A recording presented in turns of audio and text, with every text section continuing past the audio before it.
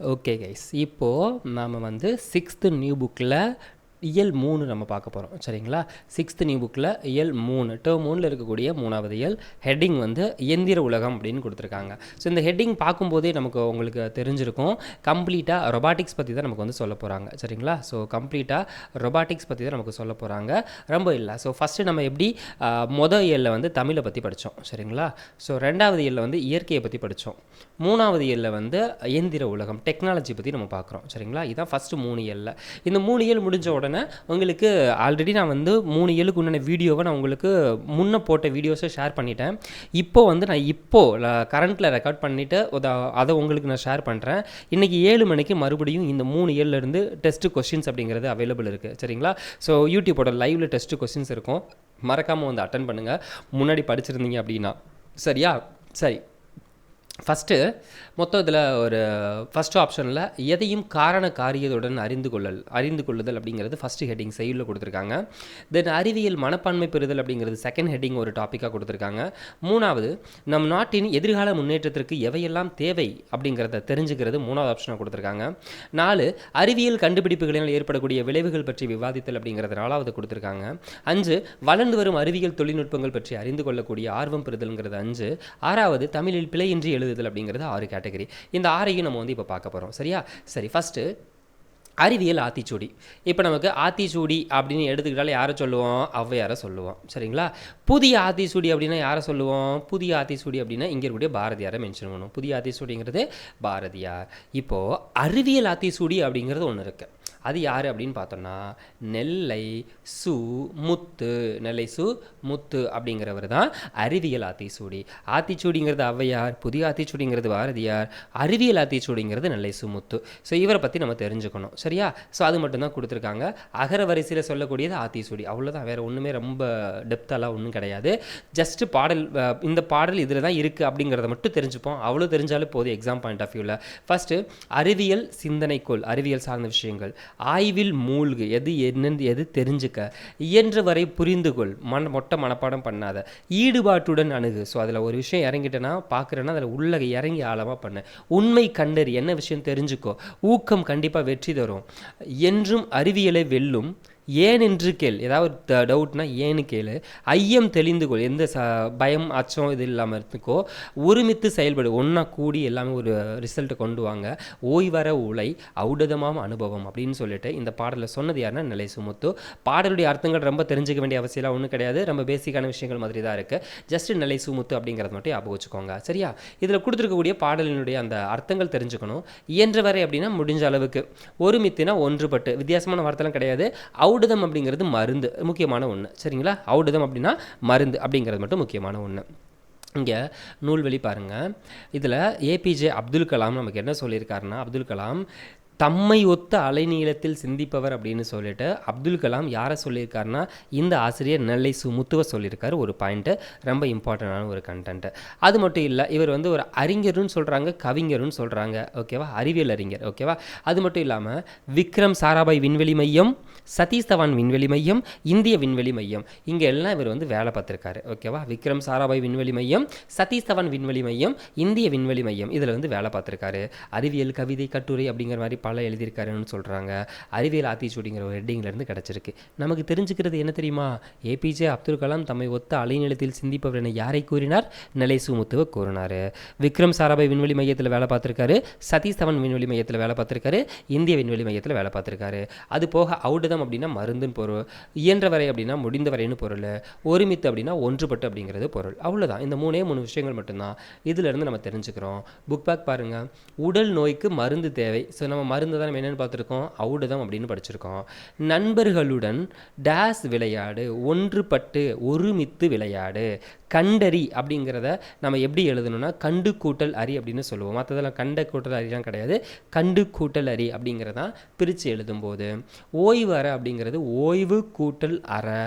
ஏன் ப்ளஸ் என்றுங்கிறது ஏனென்று அப்படின்னு வரும்.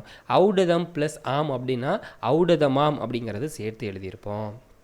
தென் அதுக்கடுத்து பொறுத்துக அப்படிங்கிற பாயிண்ட் ஆஃப் வியூ கொடுக்குறாங்க. அணுகு அப்படிங்கிறதோட எதிர்ச்சொல், அணுகுன்னா நெருங்குன்னு சொல்லலாம், அதோட எதிர்ச்சொல் விலகு. ஐயம் அப்படின்னா நமக்கு பயம், ஆனால் அதோட எதிர்ச்சொல் வந்து தெளிவாக இருக்கிறது. ஊக்கம் அப்படின்னா நம்ம வந்து எனர்ஜெட்டிக்காக இருக்கிற மாதிரி, அதோட எதிர்ச்சொல் வந்து சோர்வாக இருக்கிற மாதிரி. உண்மை அப்படின்னா அதுக்கு ஆப்போசிட் வந்து பொய், உண்மைக்கு ஆப்போசிட்டு பொய். சரியா? சரி, ஓகே. தென் இங்கே கட் பண்ணிக்கிறேன் ஆடியோ ஸ்மெஷ். சரி, அவ்வளோதான். இதை ஃபஸ்ட்டு இதில் இப்போ அந்த ஃபஸ்ட்டு பொறியில் நம்ம தெரிஞ்சுக்கிட்டது என்ன தெரியுமா? நெல்லை ஆத்திச்சூடி அப்படிங்கிறது ஔவை, அப்புறம் வந்து புதிய ஆத்திச்சூடிங்கிறது பாரதியார், அறிவியல் ஆத்திச்சூடிங்கிறது நெல்லை சு முத்து. இவர் சொன்னது யாருன்னா ஏபிஜே. ஸோ இது மட்டும்தான், மற்றபடி இவரை பற்றி தெரிஞ்சுக்கிறது புரிஞ்சுக்கிறதுலாம் ஒன்றும் கிடையாது. தென் ஔடதம் அப்படின்னா மருந்து.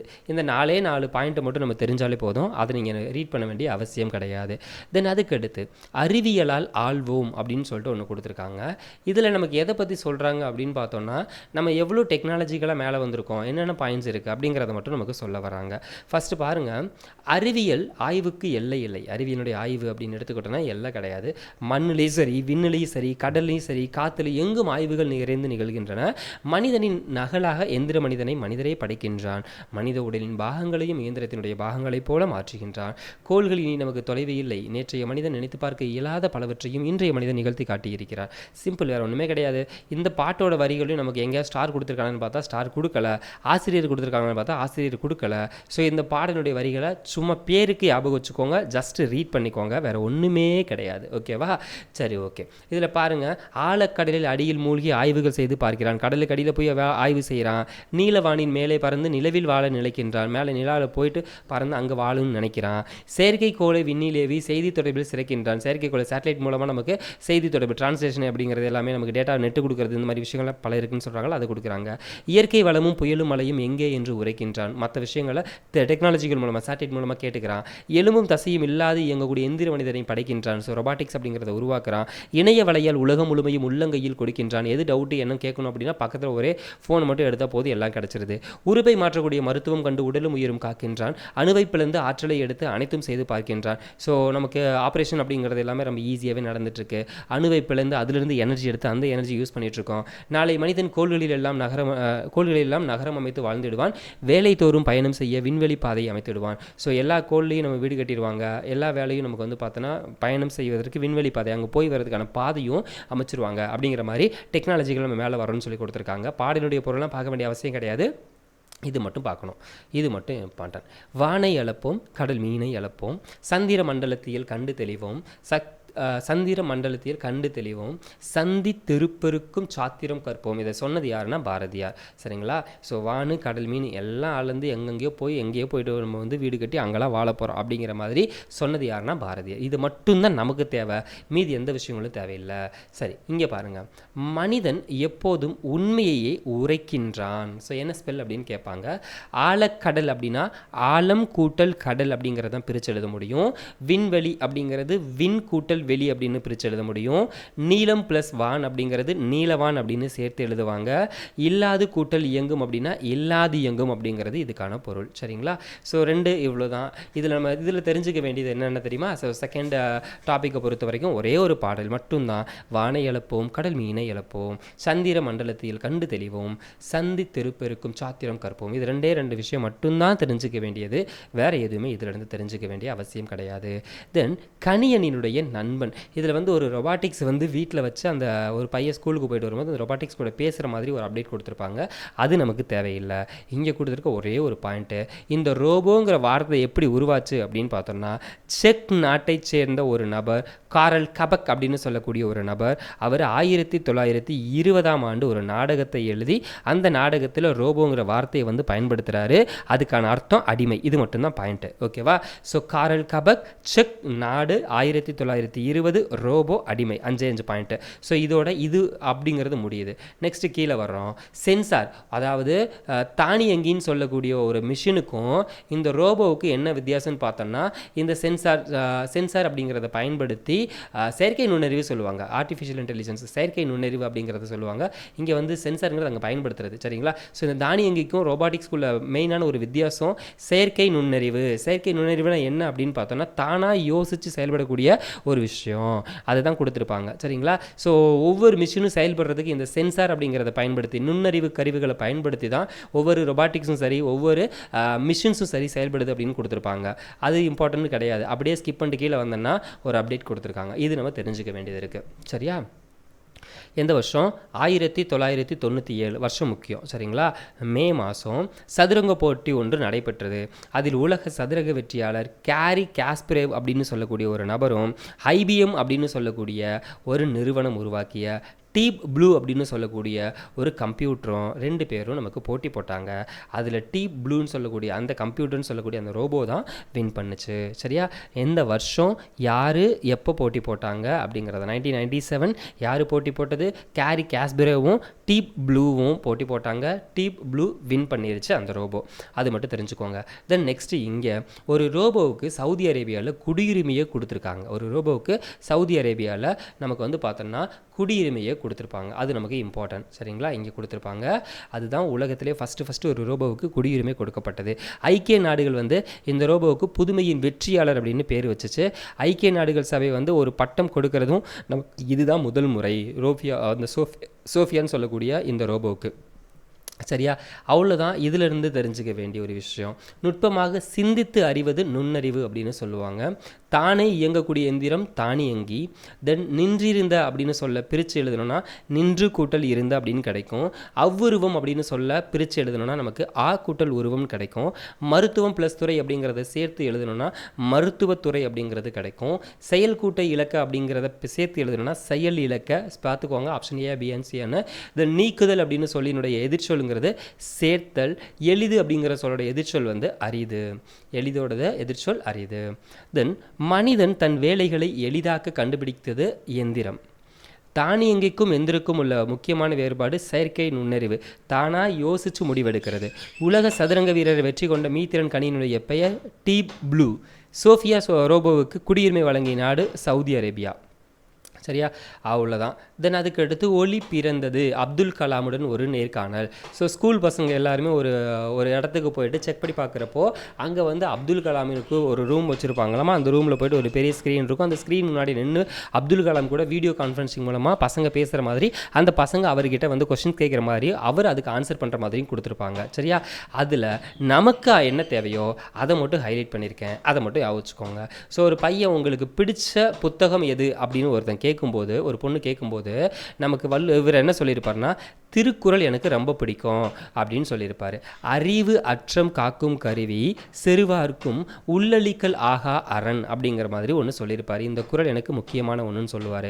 அது போக லிலியன் வாட்சன் அவர் எழுதின விளக்குகள் பல தந்த ஒளி, லைட் ஃப்ரம் மெனி லேம்ப் அப்படிங்கிறது அவர் எழுதப்பட்ட ஒரு புத்தகமும் அவருக்கு பிடிக்கும் அப்படின்னு சொல்லியிருப்பார். சரிங்களா? ஒன்று திருக்குறளும், இன்னொன்று விளக்குகள் பல தந்த ஒளியும் பிடிக்கும் அப்படின்னு அப்துல் கலாம் சொல்லியிருப்பார். சரியா? ஸோ ரொம்ப நார்மல் தான், ஞாபகம் வச்சுக்கோங்க. இவர் விண்வெளியில் சாதித்த அந்த விஷயங்களை விட நமக்கு போலியோவினால் பாதிக்கப்பட்ட நபர்கள் பயன்படுத்தக்கூடிய கார்பன் இலையை கொண்டு அந்த செயற்கைக்கால் உருவாக்கியிருப்பாங்கல்ல, அதை 3 கிலோவிலிருந்து, அதாவது 3 கிலோவிலிருந்து 300 கிராம், 3000 கிராமிலிருந்து 300 கிராம குறைச்சி அந்த காலை உருவாக்குனதை எனக்கு ரொம்ப சந்தோஷம் அப்படிங்கிறதும் சேர்த்து தான் இவர் வந்து சொல்லியிருப்பார். சரியா?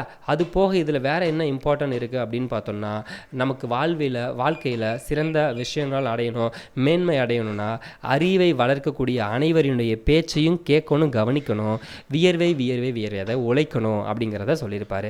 இவ்வளோ தான் நமக்கு இதிலிருந்து எக்ஸாம் பாயிண்ட் ஆஃப்ல தெரிஞ்சுக்க வேண்டிய விஷயங்கள். தென் அதுக்கடுத்து மொழி முதல் இறுதி எழுத்துக்கள். இது வந்து இலக்கணத்தோட ஒரு கேட்டகரி. எந்த எழுத்துக்கள் மொழியோட ஃபஸ்ட்டில் வரும், எது ஃபஸ்ட்டில் வராது, எது லாஸ்ட்டில் வரும், எது லாஸ்ட்டில் வராது, அதுக்கப்புறம் எது சென்ட்ரலில் வரும் அப்படிங்கிற மாதிரி கொஸ்டின்ஸ் அப்படிங்கிறது கேட்பாங்க, கேட்டுட்ருக்காங்க, இனிமேலும் கேட்பாங்க இலக்கணத்தில். சரியா? சரி, ஓகே. இப்போ கீழே கொடுத்துருக்கூடிய இந்த 3 வார்த்தைகளை எது ஃபஸ்ட்டு வரும்னா இதுதான் வரும். இந்த நான் ஃபஸ்ட்டு வராது, 2 சொல்லி நாவும் ஃபஸ்ட்டு வராது அப்படிங்கிறது நமக்கு தெரியும். பட் இது எல்லாத்துக்கும் ஒரு ரூல் இருக்குது. இது வரும், இது வராது அப்படிங்கிற மாதிரி விஷயங்கள். சரிங்களா? அதை தான் கீழே ஹைலைட் பண்ணி கொடுக்க போகிறாங்க. அதை நம்ம பார்க்கலாம்.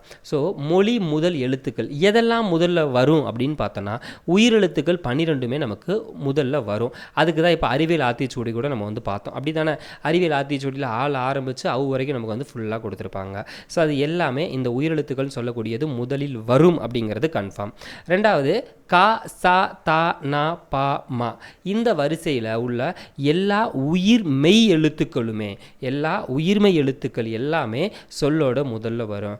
கா அப்படிங்கிறதும் வரும், தென் கா அப்படிங்கிறது வரும், கீங்கிறது வரும், கீ அப்படி எல்லாமே ஃபுல்லாக வரும். காக்கா கி கி குகு எல்லா லெட்டர்ஸும் இதில் வரும். இந்த வரிசையில் கா வரிசை சா தா நா பா மா சரிகம பதனிதா அப்படின்ற மாதிரி ஆக வச்சுக்கோங்க. சிம்பிள் ஏதோ ஒன்று கா சா தா நா பா அப்படிங்கிற மா வரிசை. இந்த 6ஓட வரிசையில் இருக்கக்கூடிய எல்லா உயிர்மை எழுத்துக்களுமே வருமாமா. சரிங்களா? அது போக ngா வரிசை, ஞா வரிசை, யா வரிசை, வா வரிசை. இதில் ngா வரிசையில் ngா மட்டும்தான் வரும் அப்படிங்கிறது. ஞா வரிசையில் ஒரு 4 லெட்டர்ஸ் ஞா ஞா ஞே ஞோ அப்படின்னு சொல்லக்கூடிய 4 இங்கே 1 இங்கே வந்து ஒரு 4 வரும். யா வரிசையில் ஒரு 6 வரும். யா வரும், யா வரும், யூ யூலாம் வரும், யோ யவ் அப்படிங்கிறது வரும். இதில் ஒரு 6 லெட்டர் நமக்கு வரும். வா வரிசையில் கொஞ்சம் கூட வா வா வி வி வே வே வை வவ் அப்படிங்கிறது 2 4 6 8 லெட்டர்ஸ் இங்கே வரும். சரிங்களா? ஸோ அப்போது இதுதான் நமக்கு வந்து பார்த்தோன்னா முதலில் முக்கியமாக வரக்கூடிய எழுத்துக்களாக மென்ஷன் பண்ணியிருக்காங்க. அது போக இங்கே வேறு எதுவுமே நமக்கு மென்ஷன் பண்ணலை. சரியா? ஸோ அப்போது உயிரெழுத்துக்கள் 12மே நமக்கு கம்ப்ளீட்டாக வரும். தென் கா சா தா நா பா மா வரிசையில் எல்லா லெட்டர்ஸுமே வரும். இங்கே வந்து ngா வரிசையில் 1 லெட்டரும், யா வரிசையில் 4 லெட்டரும், யா வரிசையில் 6ம், வா வரிசையில் 8ம் அப்படிங்கிறது மட்டும்தான் மொழி முதலில் வரக்கூடிய எழுத்துக்கள். சரியா? மீதி எல்லாமே வராது அப்படிங்கிறதான் கொடுத்துருக்காங்க. தென் வராத எழுத்துக்களை தெளிவாக மென்ஷன் பண்ணுறாங்க. மெய் எழுத்து 18மே நமக்கு மொழியோட இறுதியில் மொழியோட முதல்ல வராது. சரியா? அதுக்கப்புறம் டா நா ரா லா லா லா ரா நா அப்படிங்கிற 8 உயிர்மை எழுத்துக்களின் வரிசையில் ஒரு எழுத்து கூட முதல்ல வராது. ஸோ இங்கே கொடுத்துருக்காங்கல்ல, இது போக மீதி ஞாபகம் வச்சுக்கோங்க சிம்பிளாக. சரியா? ஸோ அது எப்படி ஒன்று உங்களுக்கு வரக்கூடிய எழுத்துக்களை ஞாபகம் வச்சாலும் ஓகே, இல்லை வராத எழுத்துக்களை ஞாபகம் வச்சாலும் ஓகே. சரிங்களா? ஸோ நான் இப்போ வீடியோஸில் சொல்லக்கூடிய இந்த கண்டென்ட்டில் உங்களுக்கு மறுபடியும் மறக்கிற மாதிரி தெரிஞ்சிச்சு அப்படின்னா, இப்போ நான் டெஸ்ட்டு கொடுக்க போகிறோம்ல, அந்த டெஸ்ட்டில் கொடுக்கும்போது உங்களுக்கு எதாவது மறக்கிற மாதிரி தெரிஞ்சிருக்கு, புரியாத மாதிரி தெரிஞ்சிருக்கு அப்படின்னு எனக்கு ஃபீல் ஆச்சுன்னா அதை நான் அடுத்த வீடியோ வரும்போது அதுக்கான ஷார்ட்கட் சொல்லிடுவேன். தென் ஆயுத எழுத்து சொல்லோட முதல்ல கண்டிப்பாக வராது. ஆயுத எழுத்து வராது. இப்போ மேலே பார்த்தால ஒரு வரிசை அந்த ngா ஞா யா வா வரிசையில் அதில் வரும் அப்படின்னு சொன்னது போக பேலன்ஸ் இருக்கிறது வராது. அவ்வளோதான், அதை தான் சொல்லியிருப்பாங்க. சரிங்களா? இந்த லெட்டரை மட்டும் ஞாபகம் வச்சுக்கோங்க. டானா ரா லா. ஸோ இங்கே வந்து பார்த்தீங்கன்னா சிம்பிளாக இருக்கும். 2 ராவோட வரிசைகள் அப்படிங்கிறது இருக்கும். லால 3மே நமக்கு கொடுத்துருப்பாங்க. சரிங்களா? தென் அதுக்கடுத்து நாவோட வரிசை இருக்கும். அதுக்கடுத்து டா. இதில் வந்து பார்த்தோம்னா இந்த மயங்குடிகள் அப்படின்னு கூட சொல்ல முடியும்னு வச்சுக்கோங்களேன். ஸோ அந்த லெட்டர்ஸ் போக மீதி அந்த லெட்டர்ஸ் கண்டிப்பாக நமக்கு ஃபஸ்ட்டில் வராது அப்படிங்கிறத மட்டும் தெளிவாக கொடுத்துருக்காங்க. ஆயுத எழுத்து வராதுங்கிறது தெரியும், மெய் எழுத்து வராங்கிறது தெரியும். மேலே பார்த்தோங்க யா யா வரிசையில் இருக்கக்கூடியது போக பேலன்ஸ் இருக்கிறது வராதுன்னு தெரியும். இந்த லெட்டர் மட்டும் தெளிவாக ஞாபகம் வச்சுக்கோங்க. ஓகேவா? ஸோ அது ஈஸியாக ஞாபகம் வச்சுக்க முடியும். ரொம்ப வித்தியாசமெல்லாம் ஒன்றும் கிடையாது. தென் அதுக்கடுத்து மொழி இறுதி எழுத்துக்கள் எது வரும் அப்படின்றது தெளிவாக கொடுக்குறாங்க. உயிர் எழுத்துக்கள் 12மே டைரக்டாக வராது, மெய்யோட சேர்ந்து உயிர் மெய்யாத்தான் இறுதியில் வரும் அப்படிங்கிறத தெளிவாக கொடுத்துருக்காங்க. அது போக மெய் எழுத்துக்களில் ஒரு 11 எழுத்துக்களை வரும் அப்படின்னு கொடுத்துருக்காங்க. சரிங்களா? மெய் எழுத்துக்கள் 11ம் மொழியில் இறுதியில் வரும் அப்படின்னு சொல்லிட்டு இங்கே வரிசையில் கொடுத்துருக்காங்க. சரிங்களா? ஸோ இதுவும் கிட்டத்தட்ட அதே மாதிரி தான் நமக்கு வந்து பார்த்தோன்னா அந்த லா வரிசையில் எல்லாமே கொடுத்துருப்பாங்க. சரிங்களா? அதோட வரிசைகள் அப்படிங்கிறத பார்த்துக்கோங்க. தென் நா வரிசையில் இது 2யும் நமக்கு வந்து கொடுத்துருப்பாங்க. தென் யா வரிசை அப்படிங்கிறது கொடுத்துருக்காங்க. இந்த லெட்டர்ஸ் மட்டும் ஜஸ்ட்டு கொஞ்சம் 2 தடவைக்கு 3 தடவை ரீட் பண்ணுங்கள், உங்கள் மைண்டுக்கு ஆட்டோமேட்டிக்காக போகும். சரிங்களா? ஸோ நீங்கள் ஞாபகம் வைக்க வேண்டியது ஏதாவது ஒரு விஷயத்தை ஞாபகம் வச்சுக்கோங்க. ஒன்று வரக்கூடியதை ஞாபகம் வச்சுக்கோங்க, இல்லைனா வராததை ஞாபகம் வச்சுக்கோங்க. ஸோ நீங்கள் எவ்வளோ மிஸ்டேக்ஸ் பண்ணுறீங்க அப்படின்னு சொல்லிட்டு நான் அந்த டெஸ்ட்டு வரும்போது உங்களுக்கு நான் வந்து எப்படி பண்ணியிருக்கீங்க அப்படின்னு பார்த்துட்டு உங்களுக்கு அதுக்கடுத்து நான் ஷார்ட்கட் நான் கொடுக்குறேன். இதை நான் லைவில் தான் வரலாம் அப்படின்னு பார்த்தேன். ஸோ லைவில் வரதுக்கான டைம் நம்மக்கிட்ட இல்லை. சரிங்களா? அதனால தான். தென் மொழி இறுதியாகாத எழுத்துக்கள். இறுதியில் வராதது உயிரெழுத்துக்கள் கண்டிப்பாக வராது. தென் ஆயுத எழுத்து கண்டிப்பாக வராது. தென் இக்கு, இங்கு, இச்சு, இட்டு, இத்து, இப்பு, இரு 7 மெய் எழுத்துக்களும் சொல்லோட இறுதியில் வர்றது கிடையாது. சரிங்களா? அது போக உயிர்மெய் எழுத்துக்களில் ஙா வரிசை சொல்லோட இறுதியில் வராது. எகர வரிசையில் கேலிருந்து நே வரைக்கும் மேலே ஸ்டார்ட் பண்ணி கீழே கடைசியாக நே வரைக்கும் இருக்கக்கூடிய எந்த எழுத்துமே இறுதியில் வராது. நோ அப்படிங்கிறத தவிர மீதி உயிர்மெய் எழுத்துக்கள் இறுதியில் வராது. நோ என்னும் எழுத்து ஓரெழுத்து ஒரு மொழியாக. துன்பம் அப்படிங்கிறது ஒரு பொருள், அதுக்கு மட்டும் ஒரு பொருள் இருக்குல்ல, அது மட்டும்தான் வரும், மீதி வராது அப்படிங்கிறத கொடுத்துருக்காங்க. சரியா? தென் சொல்லின் இடையில் வரக்கூடிய எழுத்துக்கள். நான் இன்னொரு விஷயம் சொல்கிறேன், இலக்கணம் எல்லாமே நம்ம தனியாக உங்களுக்கு கிளாஸ் எடுக்க போகிறோம். அதனால் உங்களுக்கு நான் இதில் சொல்கிறது புரியலை அப்படின்னாலுமே பயப்பட வேண்டாம். இலக்கணம் அப்படிங்கிறது உங்களுக்கு நான் தனியாக கொடுத்துட்றேன். சரியா? சரி, இடையில் எது வரும் அப்படின்னு பார்த்தோன்னா மெய்யெழுத்து 18மே சென்டரில் வரும். உயிர்மெய் எழுத்துக்கள் சொல்லினுடைய இடையில் வரும். உயிர்மெய் எழுத்துக்கள் எல்லாமே நமக்கு வரும். ஆயுத எழுத்து சொல்லோட இடையில் மட்டுமே வரும். சரிங்களா? முதல்லையோ இல்லை கடைசிலையோ வராது. சரியா? அவ்வளோதான் இதில் கொடுத்துருக்கக்கூடிய விஷயங்கள். 3 இயலோட இது நமக்கு முடியுது. சரியா? சரி, இன்னைக்கு தேவையான 3 இயல் அப்படிங்கிறது வீடியோவை நம்ம முடிச்சாச்சு. செயற்கை நுண்ணறிவுனா ஆர்டிஃபிஷியல் இன்டெலிஜென்ஸ், செயற்கைக்கோள்னா சேட்டலைட், மீத்திறன் கணினினா சூப்பர் கம்ப்யூட்டர், நுண்ணறிவு அப்படின்னா இன்டெலிஜென்ஸ். இந்த 3 இயல். ஸோ ஃபஸ்ட்டு பார்த்த 3 இயல் அப்படிங்கிறது இன்றைக்கி 7 மணிக்கு உங்களுக்கு டெஸ்ட் இருக்கும். மறக்காமல் எல்லாருமே நம்மளுடைய யூடியூபோட லைவில் அட்டன் பண்ணுங்கள். கண்டிப்பாக உங்களுக்கு பயனுள்ளதாக இருக்கும். சரிங்களா? ஸோ இந்த மாதிரி எல்லா வீடியோஸும் நீங்கள் கரெக்டாக பார்க்கணும், எதையும் மிஸ் பண்ணாமல் பார்த்துக்கணும்னு நினச்சிங்கன்னா நம்மளுடைய சேனலை மறக்காமல் சப்ஸ்கிரைப் பண்ணிக்கோங்க. உங்களுடைய நண்பர்களுக்கும் மறக்காமல் ஷேர் பண்ணிக்கோங்க. நீங்கள் எவ்வளோக்கு எவ்வளோ சப்ஸ்கிரைப் பண்ணுறீங்க, எவ்வளோ கமெண்ட்ஸ் பண்ணுறீங்க, உங்கள் நண்பர்களுக்கு எவ்வளோ ஷேர் பண்ணுறீங்க அப்படிங்கிறத பொறுத்து தான் நம்ம இன்னும் உற்சாகமாக அடுத்தடுத்த வீடியோஸ் எல்லாமே நிறையா கொடுக்க முடியும். சரிங்களா? ஸோ மறக்காமல் உங்களுடைய சப்போர்ட்டை லைக், ஷேர் அண்ட் கமெண்ட்ஸ் மூலமாக நீங்கள் உங்களுடைய சப்போர்ட்டை எங்களுக்கு கொடுங்க. ஸோ எந்த விதமான பெய்டு கண்டென்ட்டும் உங்களுக்கு நாங்கள் அதிகமாக கொடுக்கல. மற்ற இது மாதிரி பெய்டுக்கு மட்டும் இம்பார்ட்டன்ஸ் கொடுத்து நாங்கள் பண்ணலை. சரிங்களா? ஸோ அதனால் உங்களுடைய சப்போர்ட் கிடைக்கும் அப்படிங்கிறத நான் எதிர்பார்க்குறேன். கண்டிப்பாக பண்ணுங்கள். ஸோ அடுத்தடுத்து இன்னும் நிறையா விஷயங்களில் உங்களுக்கு நான் இன்னும் அளவுக்கு அதிகமான கண்டென்ட் எடுத்து சொல்கிறதுக்கு எங்களுக்கு கொஞ்சம் உற்சாகமாக இருக்கும். சரிங்களா? சரி, ஓகே. அடுத்தடுத்த வீடியோவில் இன்னும் சில முக்கியமான கண்டென்ட்டோடு உங்களை நான் மீட் பண்ணுறேன். தேங்க்யூ.